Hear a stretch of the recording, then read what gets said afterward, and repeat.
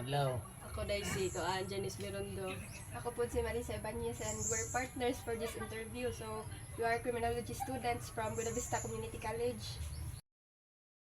Mediri karon ka para mga og gamay nga kuan oras para sa usa ka interview about sa katarungan pambarangay. So we hope that you can share your knowledge about sa kuan ka. Then the first question dai kap kay kanang kuan mo dinhi kanang pwedeng ipasabot kung unsa ang katarungan pambarangay ug ang papel niini sa komunidad. Sa ako ang experience sa pagpampukuan ng kapitan lagi niya kining sa lupong tagapamayapa mabot na siya o dunay sumbong ang mga constituent diri sa among barangay. Usa pa po sila ang ipatawag para nga ilang sayon o unsay mga sumbong sa mga kuan tao diri sa among barangay.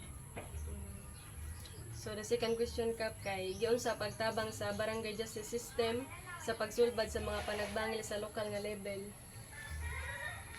Ang among gihimo ra diri sa kuan importante nga makahibaw ang amo ang katawhan tungod ani damo jud kay mga balaodnon nga ato ang gipahibaw na daan sa ato ang barangay ug sayod ang mga tao pod nga supak ng mga binuang dunay mga harassment doon naman dyan musumbong ana ang amo ang lupong tagapamayapa na sila permanente nga mo aksyon o dunay mga sumbong sa among barangay.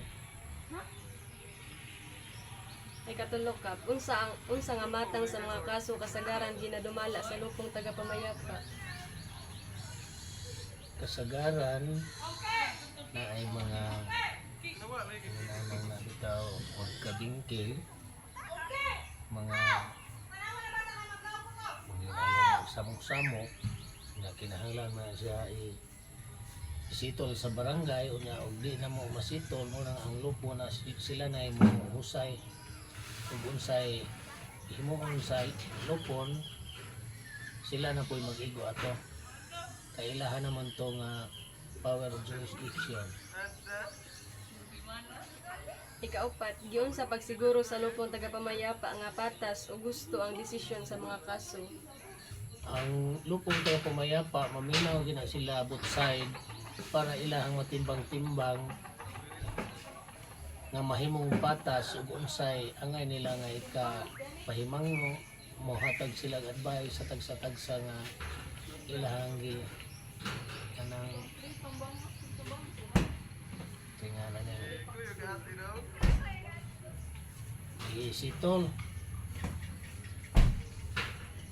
Ikalima, unsa ang mga laka nga ginasunod aron masulbad ang usa ka panagbangi ug sa katarungang pambarangay. Ang amo ang gikuan sa lupong tagapamayapa kinahanglan ang Samoa ang katong both side nga aho sa junon before sila mag-atubang istoryaon sa daan unsa ba jay hinungdan before sa mag-atubang na gyud kay basin pa day og madapa og hilot-hilot di jud mahimong mudako ba para nga mahimo nga diha ra tama nila sa lupon di na mo adto pa og di na kinahanglan lagi moabot sa lain pang korte. Kaunom kap, giun sa pagtrabaho sa mediation ug conciliation sa pagsulbad sa mga panagbangi. Ang pagsulbad na condition na kinahanglan sa mga kuha lang yun, tinabangay lang yun, cooperation lang ang both side para nga mayroong masulbad ang panagbangi. Ang ikapito kap, unsa ang mahitabo kung ang mga nagkasinumbagay nga partido dili makabot ang kasabutan.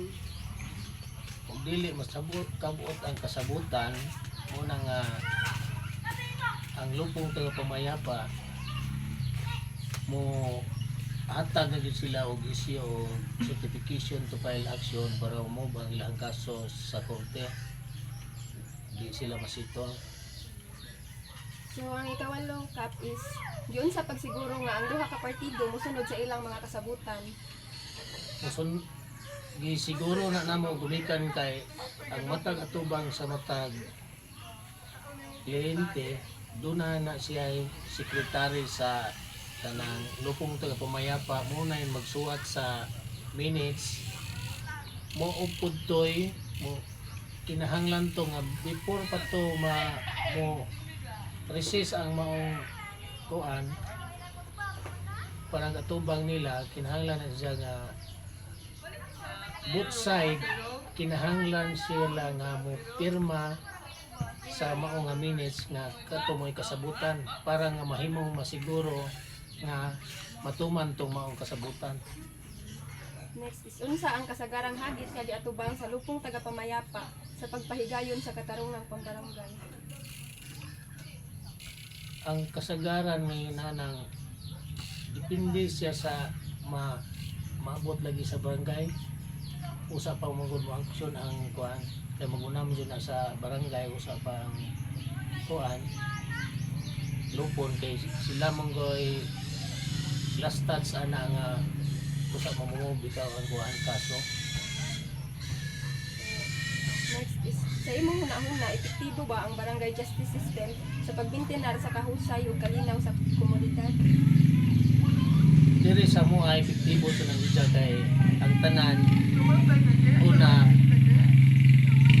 naagalit ni kanang binuan nga lubing sa amo ang barangay mikan kay amo ang gimintin ang peace and order para mahimong hapsay ug dunay kalinaw ang among barangay. Importante na sa amo ang kuan una nga among gamit ana ang kuan gyud ang tanon kay mo toy mintinar pagsurvey pagsuroy sa mga barangay para nga pag-secure na wa nay magsuroy-suroy sa gitakda nga curfew para nga mga tuog na ng uban kaya ug dunay mulapas doon naman tay mga pinalidad nga giinpo sa barangay. Sunod kay unsa ang mga pamaagi nga pwede buhaton aron mapalig-on pa ang mga pagpatuman sa katarungang pambarangay. Ang palig-on pang pagkatarungan parang barangay una amo po nang gipahibaw sa tibuok katawan sa mga barangay para aware sila sa unsay mga kakulian, unsay mga problema, musampit sila diretso sa mga opisyal tanod kung unsay amo ang ikatabang sa mga buwan. Aduna bay mga kaso nga nagkagrabe ug moabot sa labaw nga level sa barangay kung oo unsa ang mahitabo sunod? Naadyo na siya moabot siya sa level sa barangay ma'am kanang kasagaran kiniyuta kay kiniyuta magud lisod kay na masitol sa barangay mo nang mamove na sila og lain abot nilang korte at pila pa katuig usa mahuman kiniyuta mo ikaw lang ako kaso. So ang last na pangutana is yun sa pag-edukar sa barangay ang mga residente bahin sa ilang mga katungod ug sa proseso sa katarungang pambarangay.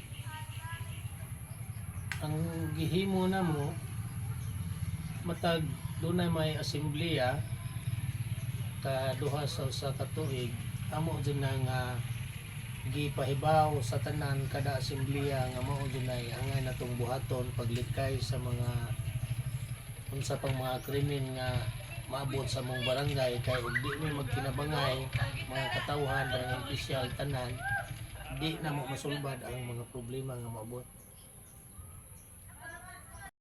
Kayong salamat ka. Salamat po.